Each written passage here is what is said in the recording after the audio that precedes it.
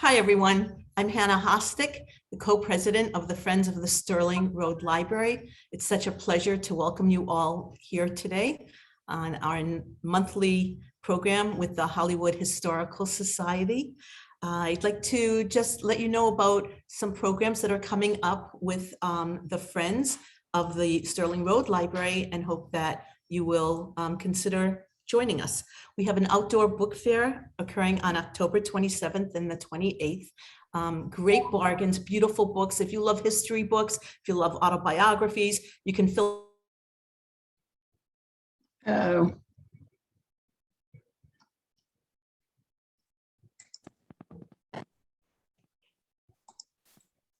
For $5 a bag or $3 if you're a teacher or a member of the Friends of the Library. On November 3rd, we have an amazing program. Dr. Meredith Ellis of FAU will be speaking on digging up Spring Street. She is what's called a bioarchaeologist, and she'll talk about the digging up of grave sites and really part of a city in New York on Spring Street. And I urge you to consider coming to that. And we also have monthly or bi-monthly Cafe Cinematheque with Shelley Isaacs. You can watch the films for free on Zoom. What's it called? I just forgot. Rhonda, what's it? It doesn't matter. You can watch it for free on one of the Canopy. Thank you. Or Netflix. Thank you so much. And it's a great program. If you love film, you'll love Shelley Isaacs and being able to talk to him. All of our programs are, of course, free and open to everybody. It's our pleasure to do that for our community. I'm going to introduce Karen, who will speak about the Friends.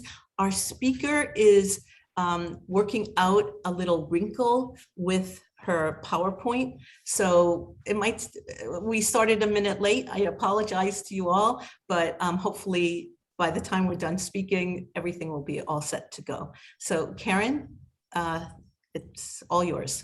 Okay, thank you. Can everybody hear me? Yes. Hi, thanks for coming out on such a beautiful day.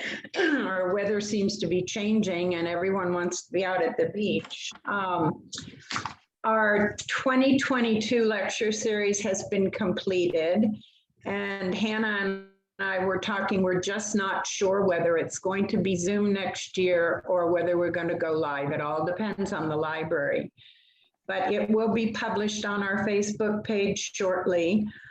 Also check our Facebook page for upcoming events. I can give you an idea while we're waiting on Sue what our lectures for next year are going to be. Just some of them. For one, we're having Commissioner Beam Fur to talk about the history of Broward County and Port Everglades. John Fiore is going to be here to show us the Depression glass. We had him once before and it was a great time. Joan Michelson is going to speak about designing the city of Hollywood, J.W. architect, and the design of Hollywood signature buildings. Rabbi Davis and Meir Davis are going to talk about the history of the Young Israel Orthodox Synagogue. And Stacy Adams is going to tell us about the history of the Sportatorium. Our guest speaker today is Susan Gillis. She's a historic author and the curator of the recently renovated Schmidt-Boca Raton Historical Museum. Sue, are you ready yet? I am. Let's see if I can.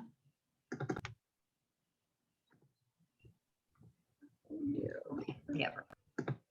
Are we seeing my screen? It's perfect. Yeah. Perfect. Awesome sauce. All right. Thank goodness Sue hanged onto her old computer. Hello, everybody, all my friends at the Hollywood Historical Society, everybody who joined us today. Can you hear me well enough? Good. Okay. Susan Gillis here. Yes, I am a local historian, author of a number of books. Over the years, I have written many articles, done lots of exhibitions, and even worked on a book on the topic of World War II in our part of the world. And so I thought it would be interesting to share with you some of this research. Now, I apologize in advance because it is kind of long. It really is an hour, but I think you will see that everything I touch on is important. And I hope you will enjoy learning about this really important era in local history. So first, let's set the stage. Fort Lauderdale was then, as now, the center of the county. And downtown Fort Lauderdale really was a downtown back in the day. There were retail establishments, eateries everywhere. This is a view of Andrews Avenue, north of the New River and south of Broward Boulevard. The view on the left is looking south from the intersection of Southeast, Southwest 2nd Avenue. That's where the library and the government center are today. On the west side of the street, the tall building in the background is called the Sweet Building. It was our skyscraper in Fort Lauderdale, and it was adjacent the Andrews Avenue Bridge, or in that vicinity. The other image is the same view looking north from the south end of the block. And so at the center of both, you can see the McCrory's building, which still stands. And that's why I elected to use these really fun postcards from the 40s. So a very important incident happened in 1939. We're not at war yet, but the British cruiser Orion chases the German merchant ship Arauca into Port Everglades, where she is granted sanctuary, but in turn immediately on the pretext of seizures, liens against the Hamburg American line. Don't ask me to explain that. So the crew was free to go. They're not military. They're sailors, but they couldn't go anywhere because they're ships in turn. So for the next couple of years, the Arauca becomes a tourist attraction in Port Everglades. My grandparents, my mom, would drive up from Miami, as they said, to gawk at the Germans. And we know that the port commissioners were very kind. They made sure they were well supplied with goods and services. They gave them Christmas parties and all that. So it was kind of an interesting time. Now that all changed in 41. FDR, and you can see him here, was a regular visitor to the port because he docked his yacht Potomac at the port. And here you see our Fort Lauderdale commissioners greeting him. That is not a rifle they're giving him, it's a fishing pole. I had to do a lot of research to find it. So April of 41, we are not at war yet. FDR declares a seizure of all German ships in port. So the Coast Guard comes and takes the little crew, about 30 of them, marches them uptown to the Broward County Courthouse, which stood where the Broward County Courthouse stands today, puts them in the jail cells, which were up in the tower. My friend, Mr. Gene High, took all these really terribly awesome pictures. And they were shortly thereafter removed to Ellis Island, which apparently was a very large internment camp for the duration of the war. They were not POWs. And they were repatriated after the war. We know that the port commissioners made an effort to reach out to the captain and the crew so they could send them care packages, because times were very, very bad for the Germans after the war, needless to say, but they were not successful. The point of the story is this brought home to our locals that indeed war was imminent, and indeed the United States was going to be involved. So sure enough, Pearl Harbor happens. U.S. enters the war, December 41. First, we're going to talk a little bit about war on the home front. In 42, Operation Drumbeat was in effect. This is where German subs are attacking merchant shipping off the entire Atlantic coast and in the Gulf of Mexico. 24 ships were sunk off Florida in 42, 16 between Cape Canaveral and Fort Lauderdale, right offshore. And our local citizens were eyewitnesses to this.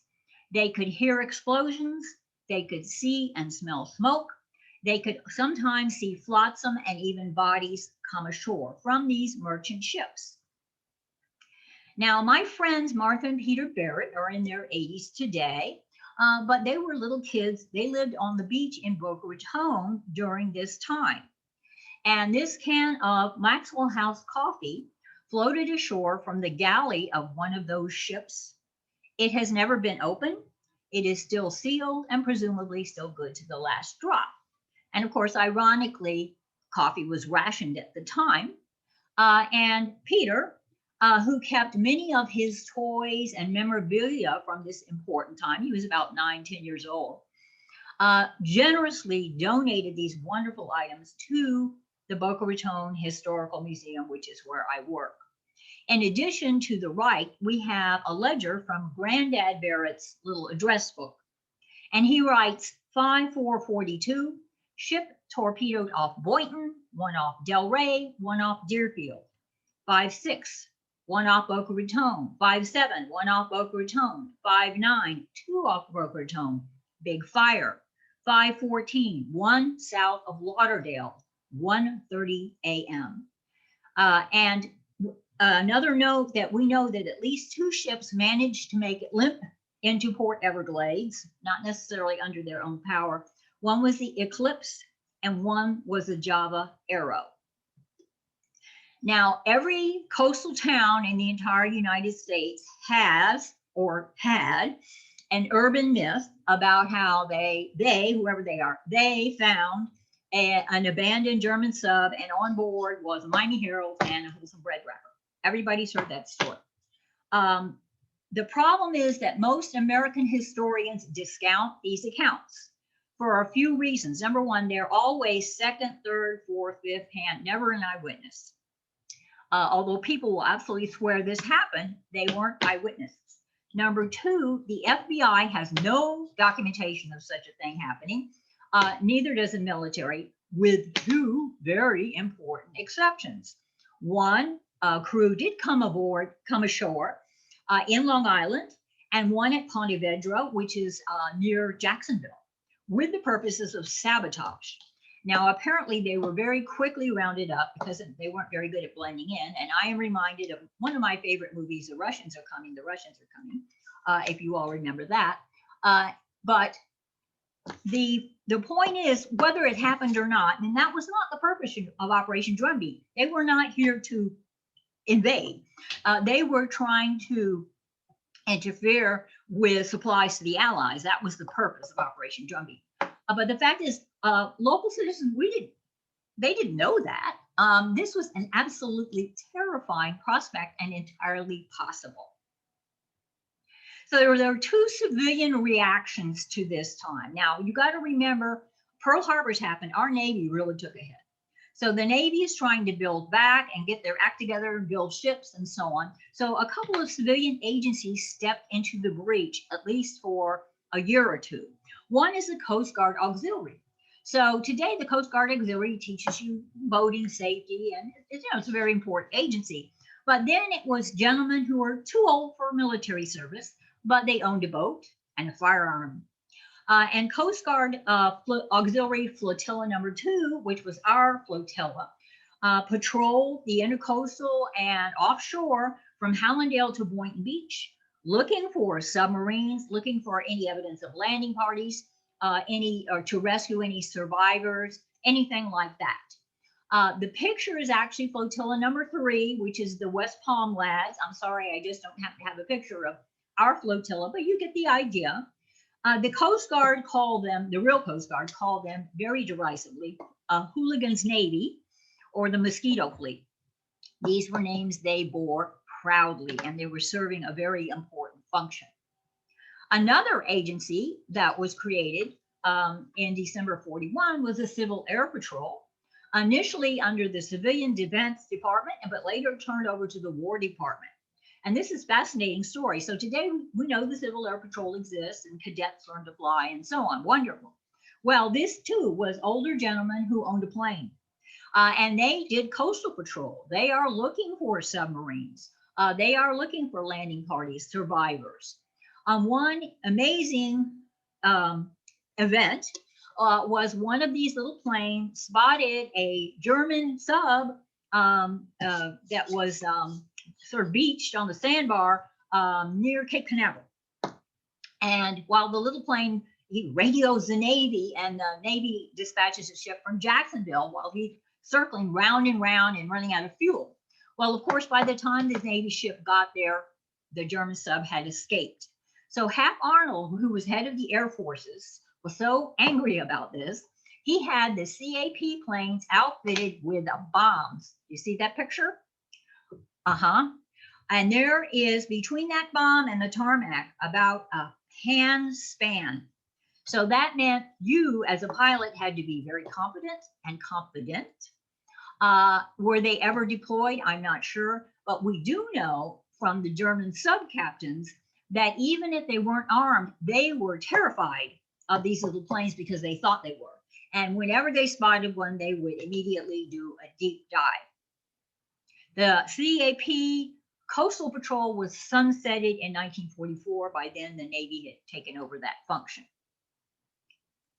And look at the wonderful little logo of the Civil Air Patrol. Now, let's talk a little bit about hometown heroes. So we know every community in Broward contributed young men and women to the military. They were either drafted or volunteered. And I imagine every town had a wall of honor. In Oakland Park, our wall of honor was by the post office, and you can see it's quite a long list of names of young men and women who are in service, and some that weren't that young. This is Hollywood's wall of honor, quite a large one, and this would be true in every community. So let's meet just a few of our hometown heroes. We could do a whole presentation on that. But here is Sandy Nininger. Sandy is a Fort Lauderdale lad. He graduated West Point, and he served very valiantly at the very beginning of the war. He was in Bhutan and killed in combat under very courageous circumstances. Killed a lot of enemy trying to hold a position, for which he was awarded the Medal of Honor. And so there is a monument to Sandy on the Riverwalk, and of course Nininger Drive in front of War Memorial Auditorium, which is also named after that conflict, is named in his honor.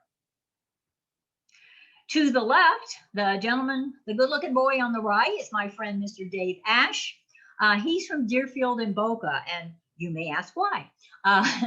He grew up on a houseboat in the Hillsborough Canal because his dad was a bridge tender on the Federal Highway Bridge that separates Boca Raton from Deerfield and the two counties today. Dave was Naval Air. Earl and Cliff Tucker are posed with their mom, Elizabeth. They were in the Army, and they're from Oakland Park. Mary Nunez tonight is a WAC, and she's from Hollywood. This is John Perry Mickle on the left. He's a Wilton Manor lad. The Mickles, a very well-known Wilton Manors family. Now, conspicuous by their absence in my presentation are any Black soldiers, either serving in Broward or from Broward.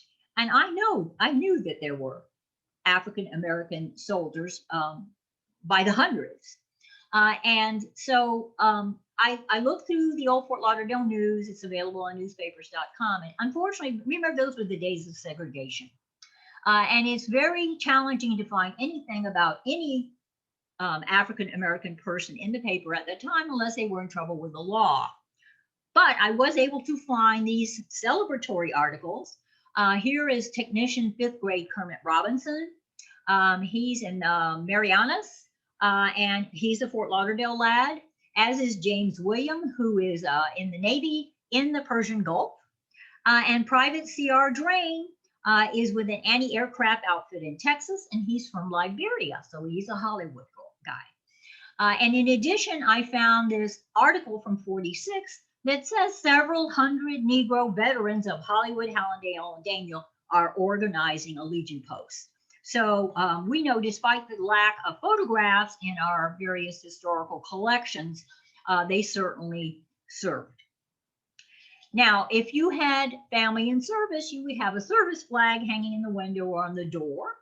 And you had a little star for each member of your family who was serving. Eva Oliver, one of Fort Lauderdale's pioneer women, all of her family, all of her children were in service. And unfortunately, Frank, her eldest, was killed in combat. And she became a Gold Star mother, which is, we are all familiar with the Gold Star mothers even today. Now let's take a look at the installations in the county. The largest was Naval Air Station Fort Lauderdale, established at Merle Fogg Field. That is the name of Fort Lauderdale's airport. But you might know it better as the Fort Lauderdale Hollywood International Airport. It was a carrier-based bomber training base, okay? Specifically TBM, TBF Avenger bombers. And many of the veterans remember with amusement their first sign of the control tower that said in big letters, elevation 10 feet.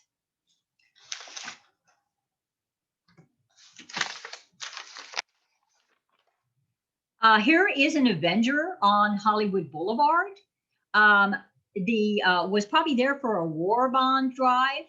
And the question remains in my mind, how did it get there? Did they taxi all the way from the airport? Did they land it on Hollywood Boulevard? I don't know, but I think it's kind of fascinating. Here's another aerial view. From the wartime, we're looking northeast, and that black line there, that's the Dania Cutoff Canal. So that's a then picture. Now, I want to recount to you a little the memories of one of the young men who was stationed at the airfield. His name was Bell, and he was a mechanic. He came by train in 1943, and he had memories of the base. And he was describing the base in an interview he did. And what he said was, I remember here the barracks were over here, and here's the hangar and so on, and here's the wing shop. And he said, we noticed there were buzzards all over the wing shop. What's up with that? Well, it turns out the buzzards were picking off the remains of pilots who had crashed during training mission. And they would send a big wagon out to find the wrecked plane, bring them in, and the buzzards would pick them clean. And of the 45 men that he came in, the class he came in with, to Naval Air, 15 were killed within the 2 months' time. It was perfectly horrible. Now, this was the result of planes that are just thrown together for training purposes. Who cares? It's not combat. And very poor maintenance. And he recollected that a Lieutenant Mann came as a new security officer and demanded better aircraft and better technicians, which happened. The mortality rate went down to 5%. So a horrible, horrible memory from Mr. Bell. Here's another view of the airport in more modern times. That blue line is the Dania Cutoff. We're looking west. Now, one of the most famous graduates of NAS Fort Lauderdale is our future president, George Bush. Now, I learned a new word recently, NALF. It stands for Naval Outlying Landing Field. And here is one of them. These were just basically runways, practice landing strips for Naval Air Fort Lauderdale. Pompano Field proudly was one of these NALFs, as was Fort Lauderdale Executive Airport. They are very proud of their World War II heritage. And Foreman Field, which today you know better as Broward College. And on the left is a photo of Broward Junior College being built back in the 60s, right smack dab on top of the runways, as you can see. North Perry Airport in Pembroke Pines on Pines Boulevard was a NALF for Opelika Naval Air. And my dad actually flew in and out of North Perry Airport during the war. Here's some naval airmen on parade on Andrews. There were patriotic parades all the time. This was a chance for the local citizens to show their appreciation for our men and women in service. But also they often served the function. They were war bond drives, and they were general entertainment for the public, getting everybody geared up and interested in the war effort. Another very important installation in town was the Navy section base. The Port Everglades becomes militarized during times of war. The section base was a submarine chasing base. And my friend Bob Lamb, who was from Miami, recollected a day in 42 in the fall when a wolf pack, a German, that's what you call a bunch of U-boats, was spotted offshore, and all these destroyers came in to fuel up so they could go and seek out the wolf pack. He said it was probably the most exciting day in Port Everglades history. Now, we also found out that there were at least 2 other ships home based at Port Everglades for a while. One is the Topicola, one is the Turaco. They are mine sweepers, but they also serve the function of pulling targets for the Naval Air Station flyers out in the sea. That's one of the functions they serve. The Coast Guard Base 6, located where Bahia Mar is today. This is a 1930s picture, but you get the idea. That's Las Olas there over at the center left. It had a coastal patrol on horseback and patrolled all the way up to Boynton Beach. The stables for the horses were at the Silver Thatch Inn, which is in Lauderdale by the sea. And this is R.L. Landers, and some of you may remember him. He was our county historian, Helen Landers' husband. Guess how she met him. Now, the National Guard goes off to war during war, and so the Florida Defense Guard was created. This is our Fort Lauderdale Home Guard very early in the war. They are doing gas mask training, and they are outside the old Fort Lauderdale City Hall. This is not the 1947 City Hall, or this is a 1920 City Hall, which is a beautiful building, located where the government center is today. So this is before Burdines for you old timers, across the street from the main library. Now, sorry about the repeat photograph, but I do not have photograph of Coast Artillery. We know Coast Artillery had big guns stationed all up and down the coast. We know they were at Coast Guard Base 6 and also stationed at Hugh Taylor Birch State Park. There is one photo of the guns that is in the Fort Lauderdale Historical Collections. They are looking for it for me, but we have not located it. Now, I know there were other Coast Artillery guns located up and down Broward County coast. If any of you know where those were stationed, be sure and let me know. I'm sure there were more than just 2. Now, our hotels, particularly in Florida, often were acquired temporarily or rented by the military to serve as training schools. In Fort Lauderdale, the Lauderdale Beach Hotel, which still stands, and the Trade Wind, her sister to the north, became one sort of a mini military installation. This is where it was a naval school training sailors in radar and range finding. And so this whole area was cordoned off. There was fenced in. The fences ran down to the beach. You couldn't drive on A1A in front of the hotels. You had to go on the west side of the island there. It was, just a separate military installation. And one of the things I've heard from a lot of veterans is that tourism ceased. There were no tourists during the war, and that's not quite true. The Fort Lauderdale Historical has a funny little postcard from a lady named Jane Perry. She was apparently managed to get down here somehow, stayed at the Wynn Home, which was at 321 North Atlantic Boulevard, which is Fort Lauderdale Beach Boulevard now. And she wrote a typical postcard home to her friends. And basically she said, everything is terribly crowded. So as always, even during the pandemic, if people really want to go on vacation, they find a way to do that. Meanwhile, at our beautiful Hollywood Beach Hotel, it was home to a Naval Air Gunner School and the Naval Indoctrination and Training School. And here are the brass getting ready for a graduation ceremony. Now, I have to throw in the Boca Raton Army Airfield, and you'll see why in a few minutes, even though it's up in the next county. It was a huge base. I happen to know more than a little bit about it. Almost 6,000 acres. A lot of you know that where FAU today was the air base, but that was actually just the northwest section of the base. It extended from Palmetto Park Road on the south to north of Yamato, and from the Florida East Coast tracks on the east to the Amtrak tracks on the west. Huge base. As many as 50 to 100,000 men and women were stationed there between 42 and 47 in a town of 750 people. And you'll see why that's important in a few minutes.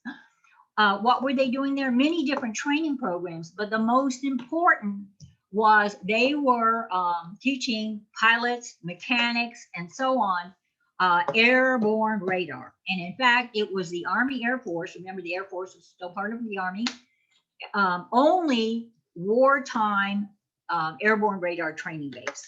And that's why it was so large and so many guys were stationed there. The main gate was at Northwest 4th Avenue in Palmetto, if you know Boca at all. And I know Helen Landers said she nearly ran into that gate on more than one occasion because she and other young ladies from Fort Lauderdale would go up to the field to attend wonderful dances and parties. There were lots of officers and servicemen center and Boca Raton.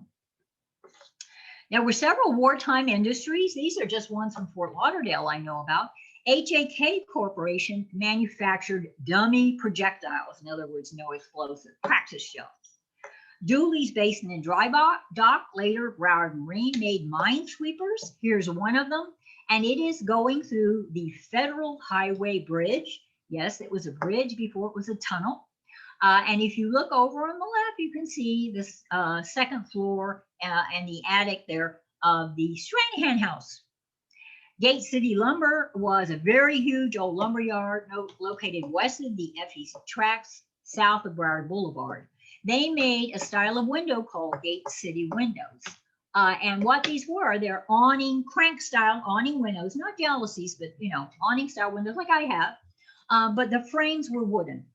These were used at military bases all over the world, particularly in the South Pacific, because they're meant to be storm windows. Rex Bassett and Florida Aircraft Radio Corporation made electronics for aircraft radios, and many small shops, even Dale Redmond's tackle shop, he had a lathe. And he was commissioned to make some sort of wartime product using his lathe to subcontract wartime materials. It's possible a lot of these efforts were just a means to engage the citizenry in the war effort. Manufacturing dummy shells, I understand, is kind of fruitless. Why would you do that? But nonetheless, it made all the businesses feel like they were contributing to the war effort. It was a liberating time for women. Here are some WAC forming Army Corps from the Boca Raton Army Airfield in that same parade on Andrews Avenue in September of '43. They served in clerical positions, all sorts of support positions at the base. They ran a lot of the entertainment activities, and entertainment is extremely important when you have, 15,000 young men in one little tiny town at one time. You got to keep them entertained. There were also women's Army nurses at the Boca Raton field. Here they are posed outside the base hospital, which was not at all far from where our modern Boca Raton Regional Hospital is today. And in Broward County, we had WAVES, which were the distaff side of the Navy. In fact, WAVES specialists served as gunnery trainers at NAGS, at the Hollywood Beach Hotel. A lot of these women had math degrees, engineering, and so on, kind of unusual for their time. And we learned a lot about that thanks to our friend, Dr. Joan Michelson, and her wonderful research on that topic. Now, there were a lot of civilian women employed at the time. They stepped into the breach left by their men going into service. This is Eldra Durham. She and her husband worked at the Fort Lauderdale Post Office, and they were reassigned to the Boca Raton field. They worked 12-hour shifts. Remember, it's blackout conditions and there was no interstate. So they had to move to Boca Raton, which was terrifically crowded, temporarily.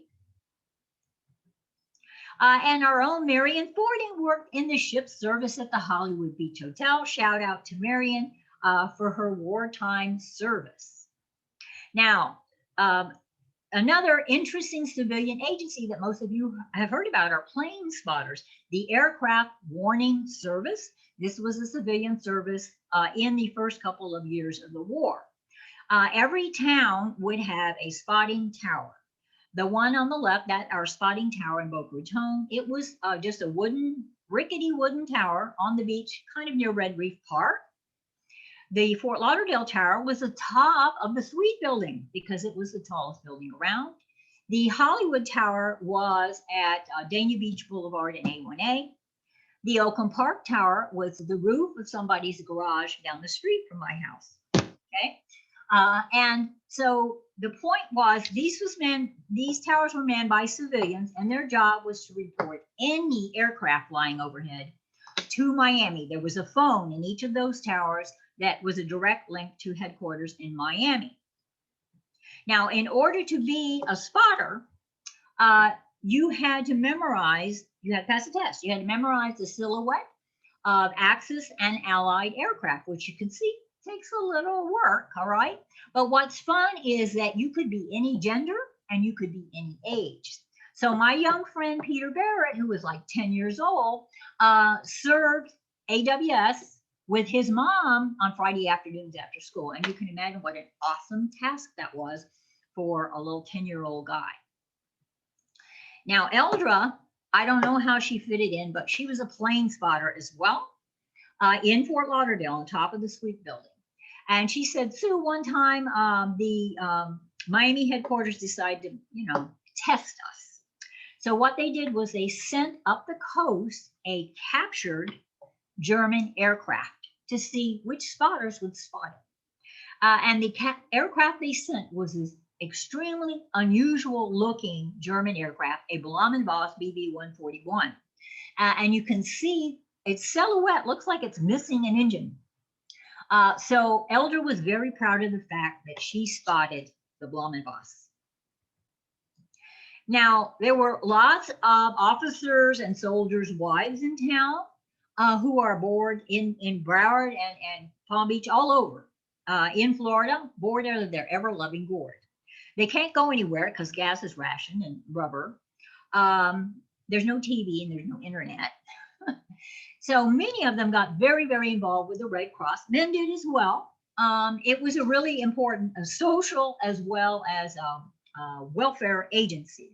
Not only did they knit socks for the boys overseas, but they practiced their bandaging technique. You can see the ladies that left are bandaging that poor lady's high heel.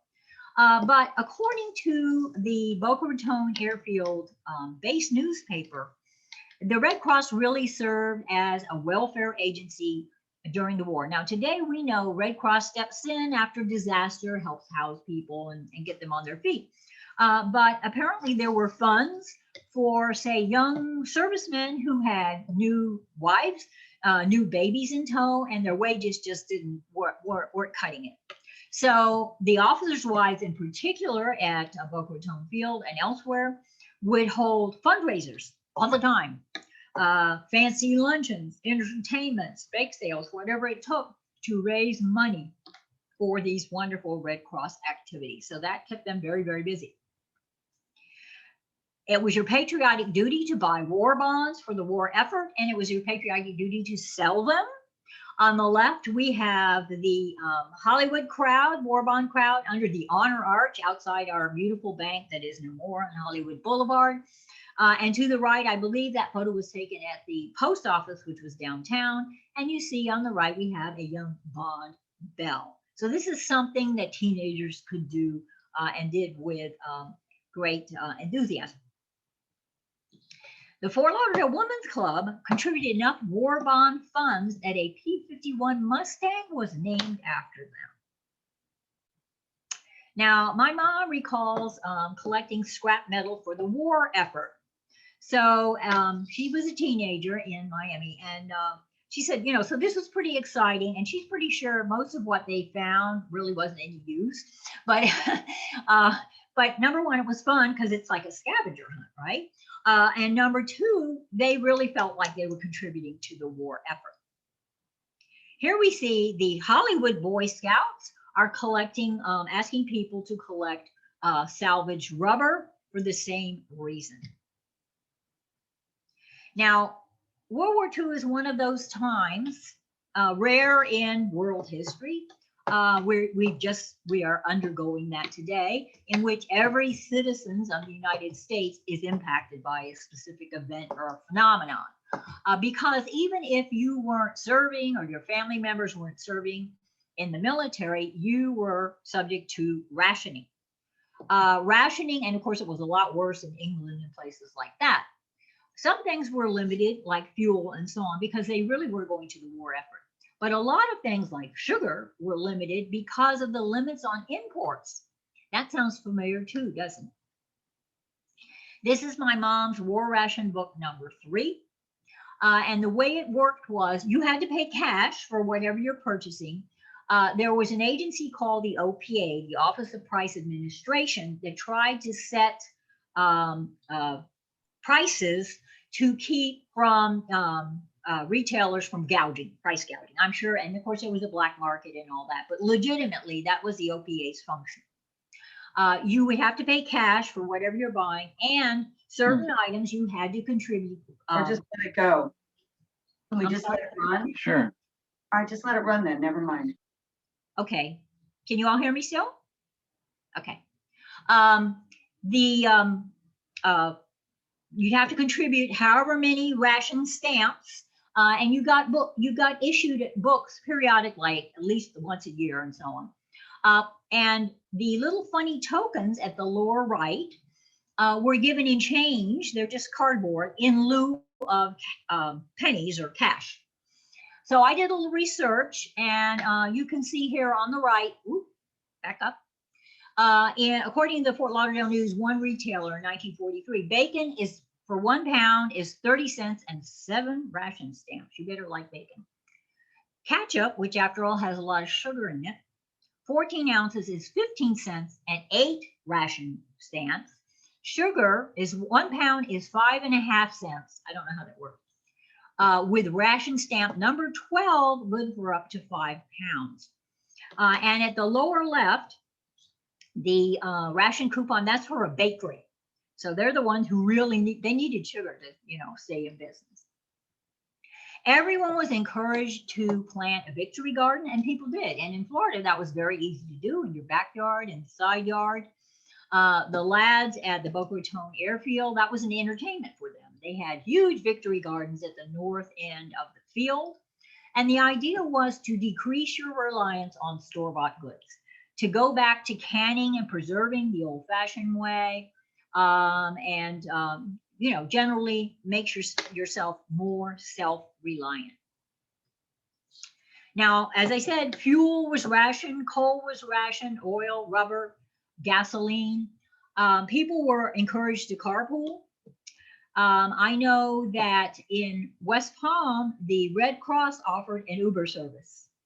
And so if you had to go to the doctor or someplace important, you give them a call and they would come basically in a limousine, pick you up, take you, and then bring you back. A very civilized idea. I like that. Travel was very hard. Mother remembers everything being very crowded, the trains, the buses. And if you, even a young lady, you were on a bus and a serviceman came on, you would offer your seat to the serviceman. So this is really harsh on a teenager during the war because shoes were rationed. And again, you're encouraged to make do, recycle, and so on. You got 3 shoe rations a year. And my mom was in the band, Miami Edison. And so you were required to have, and remember, kids are growing, so they need new shoes all the time. Black lace-up Oxfords for the marching band, which today are cool and goth, but in World War II were just ugly. But she did remember that huaraches, which are those leather sandals you see in the middle. They're made in Mexico of these little strips. They were not rationed.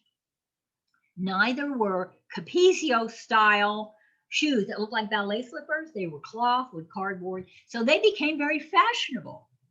Also, horribly, nylon was rationed, so ladies couldn't buy stockings. And they would do silly things like paint their legs, sort of like a spray tan. And back then, nylons had seams up the back, so they would take an eyebrow pencil, if they were very good at it, and draw a faux line up the back of their legs. Everyone was subject to blackout conditions in our coastal areas. And what this meant was that you couldn't shine any lights out of your house or business at night, because if you did, you could silhouette those ships at sea and make them even easier targets for the U-boats. And you could be fined and so on. And this meant no street lights and so on. Everyone would put blackout curtains or cardboard in their windows or board them up. Many years ago, when I was at the Fort Lauderdale Historical Society, the Women's Club, which is where it has been since the teens, the Fort Lauderdale Women's Club, I guess they hadn't cleaned their closets out some time because they found these black curtains, real simple things, which somehow got to me at the Fort Lauderdale Historical Society. I said, these are your blackout curtains from the war. And those curtains have traveled the state of Florida with a World War II exhibit that the state did. I thought that was hilarious. Good for them for saving that. Also, of course, there were curfews, so you shouldn't probably be driving at night anyway, and there's no street light. But if you did have to go out at night in the vehicle, you had to black out the top of your car headlight. Same idea. So the lights only shine down. Air raid precautions become a terrifying way of life. Now, a real issue for these out-of-towners is where to live for all these families. And this is a map that shows from Boynton down to Pompano, boarding houses, motels, any kind of housing for the families of soldiers stationed at Boca Raton Field, and also civilian employees as well. And it was your patriotic duty to open your home if you had an extra room to servicemen or civilian employees, but also it was, a very economically good idea. Everybody was making money at that. Bill Ettinger was a radar instructor at Boca Raton Army Airfield, and he came down here with his wife, Phoebe, and little daughter, Patty. They had to live in Victoria Park in Fort Lauderdale and commute at least for a year. They finally found a home in Boca Raton, and then they spent the rest of their life there. Pat was my research assistant at the Historical Society. Unfortunately, they're all gone now. Now, meanwhile, at the Philemon Bryant House in Fort Lauderdale, as part of the Historical Society, wonderful home built early in the 20th century. It's really small despite the 2 stories, just a couple of bedrooms upstairs, and there was a family living there during the war. They had 15 women boarding in their house. These are gals that were working at the Port Everglades swing shift. So they slept on swing shift. they 24 hours sleeping. And in the kitchen. Interestingly, Bryant House had a hen house and chickens. And the Florida East Coast Railway Station was actually, this is right on the railroad tracks. The Florida East Coast Railway Station was immediately across the tracks from the Bryant House here. And so the young ladies who were boarding there made bazillions of egg salad sandwiches and sold them to all these servicemen coming off the train for 5 cents. They are all starving. They probably hadn't eaten in 12 hours and whatever. So they had quite a little enterprise going. Now, the hot spot in the county was definitely the Fort Lauderdale Servicemen Center, and it was on Los Olas Boulevard, about at Southeast 2nd Ave, right, which isn't a through street. So just to, not 3rd Avenue, but just to the east of DDA Plaza, Bouvier Park, whatever we're going to call it these days. And it was a happening place. At any time, you would find a wonderful professional military band playing there, swing music, etc., jazz. There were dances. There was a library. There's a soda fountain. You could eat there. Pool tables, bridge, ping pong, no doubt. And of course, very importantly, it's where young servicemen could come to meet young ladies, eligible young ladies, and also a little bit older ladies like the Fort Lauderdale Women's Club members who manned the counters and so on there. It was a place to relax, to socialize, and people came not just from Broward County, but the surrounding counties as well. Now, it was the days of segregation, and there was a separate USO, a separate servicemen's club in Fort Lauderdale for Black soldiers. So we do know there were sailors, probably at Naval Air Station, but maybe at the section base, who were African American serving in Broward, because there was a servicemen's center for them. It was located in this building, which still stands. It's on Northwest 2nd Street and 5th Avenue. I think I have that the right way around. And today it's the Longshoremen's Club. Meanwhile, in Hollywood, the beautiful Hollywood Country Club, which was located in the Hollywood Country Club, served as a very swanky officers club. Now, I have a few wartime love stories, because this is, after all, a sentimental journey.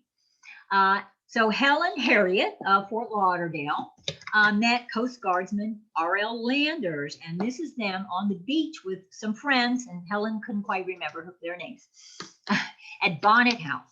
Now, Bonnet House Beach is, technically speaking, is and was private property. So this is very daring for them to be on the beach at Bonnet House.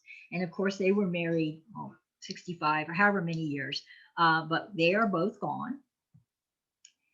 The young man at right in the center is Archie Carswell. So Private Carswell was from Georgia, and he came to serve at Boca Raton Army Airfield.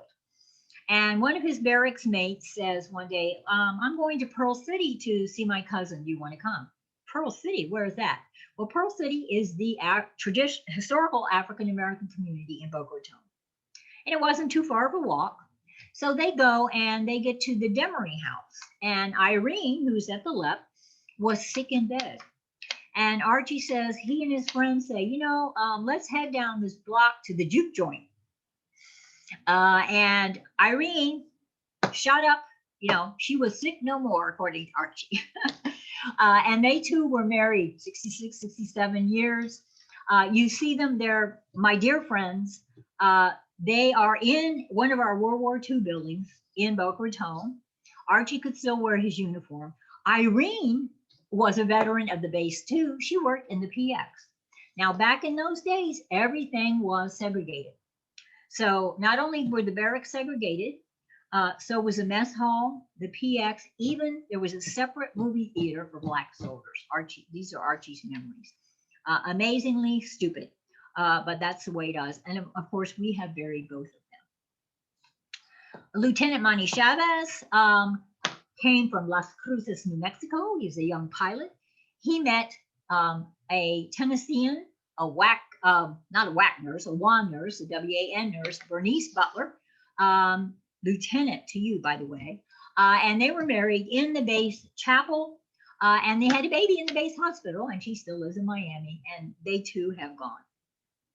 The war ends in 45, but Naval Air Station continued operations until 46. Boca Raton Field continued operation until 47, when most operations and personnel were transferred to Keesler Field. However, at that time, the Army Air Force had become the U.S. Air Force, and BRAF became the Boca Raton Auxiliary Air Force Base with a much smaller group of personnel and activities, and it continued operation until 59. Now, a little denouement to the war. Many of you are aware of this. In December 45, 5 TBMs left Naval Air Fort Lauderdale on a training mission, and 1 PBM, that's a flying boat, never to return. This is the famous Flight 19, still unaccounted for. one of the, sort of legends of the Devil's Triangle. But the fact is they are still missing. And there is a monument. You can see the monument to their memory at our airport. And every year there's a ceremony honoring the missing men. And a shout out to my buddies at the Naval Air Station Fort Lauderdale Historical Museum.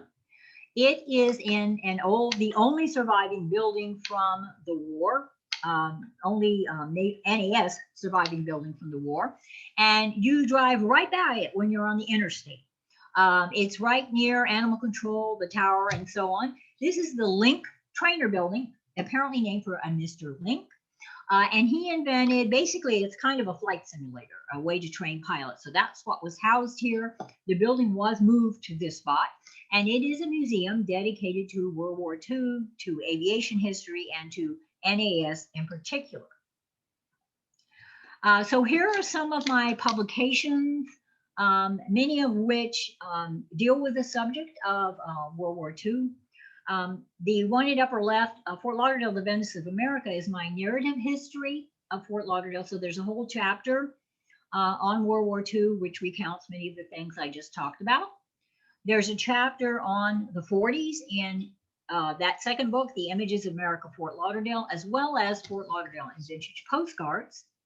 Broward County, the photography of Gene Hyde, is mostly the 50s, 60s, and 70s, but I do have some amazing photograph from that incident surrounding the Arauca that Gene took back in '39.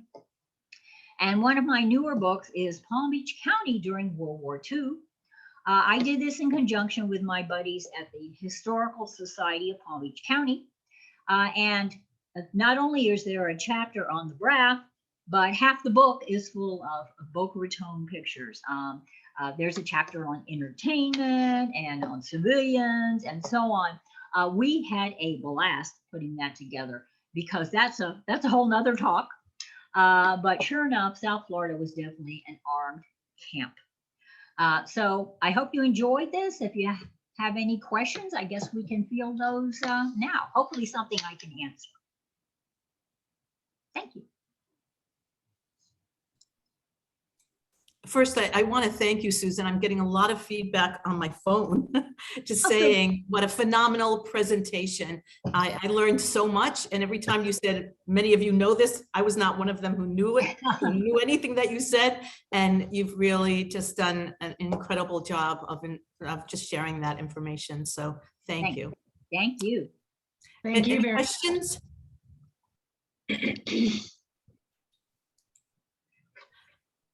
And you always can reach out to the Historical Society. They can send questions on to me. And we'd love, I know Hollywood Historical would love it, if you share, if you have memories of wartime in Hollywood or photographs, I'm sure they would be happy for you to share those with the Historical Society. Hello, can I speak? Yes, there she is. Hello. Hi, Sue. That was great. I really enjoyed it. I just wanted to point out that the Gunner School in Hollywood wasn't at the Beach Hotel. It was at Riverside on the Riverside? Circle. The So they Academy. could shoot there. They would shoot targets right over the Everglades there. Wonderful. Thank you. Thank you, Joan. This is Deborah Dickey. I'm joining you from St. Augustine, but my family were early pioneers in Hollywood. I wanted to mention because my research is on Marjorie Canaan Rollins, and she and her husband Norton were plane spotters off of Crescent Beach, and she writes about a lot about it in her letters. But thank you so much. This has been very informative. Thanks for joining us. And it was just great. It was really great. Thank you. It's a fascinating subject, and I'm always finding more information. And so is Joan, right? Yes. Yeah, it's really super. Okay, Nobody, no questions? big topic. Hi. Do I raise my hand to talk? Can you hear me? You can just Val. talk. Thank I you. know, you know I'm a teacher. You said military circle, and I just want to remember something with you. It was before my time, but when my mom and dad built our funeral home on Military Academy Circle, there was an amazing, beautiful welcome message from the Hollywood Sun-Tatler back then, remember? And it was a full spread, a center page. Way down in little print at the end of the article, it says, wow, we really wish the Pansiera family luck. They're going so far west. And I mean, that's just a classic story. It's beautiful. And I have that copy of the Hollywood Sun-Tatler framed in my funeral home, thanks to my friends at HHS. Just thanks for smiling with me. That was just beautiful. So far west. Yeah, what was Mr. Young thinking? We are. We're age is a number. Ours is unlisted. Okay. Exactly. Lois, you have a question? Lois Morford? No? Oh, you have okay, sorry, I thought I saw a hand there. Okay, well, if there are no other questions, Susan, it's such a compliment to you because it means you were so thorough and we all learned so much today. So thank you very, very much. We hope to see you next month, everybody. And Karen, do you want to close up? Yes, I had forgotten to mention that we have a guided historic bicycle tour that leaves the Hammerstein House and goes down to the Beach Hotel for a tour of the Hollywood Beach Hotel, the Broad Walk, and then the Carpenter House. So we have another one coming up in November. I'm not sure of the date yet, but this month we allow 20 people at a time, and it's just absolutely fantastic. Keep an eye on our website and our Facebook page. And next month, please attend Patsy West's lecture. It's the story of the grand leader of the Seminole tribe, Sam Adams, and she's very, very entertaining as well. Thank you. I want to remind everyone that this program was recorded. It'll be available on the Hollywood Historical Society site and also on the Friends of the Stirling Road Library site. There was so much information. I'm sure a lot of us will want to go back and listen to it again and share with our friends. So thank you again, Susan. Thanks, Karen. And enjoy this gorgeous, well, looks cloudy from my window, but hopefully this beautiful, gorgeous day in Hollywood, Florida. See you next month. See you all next month.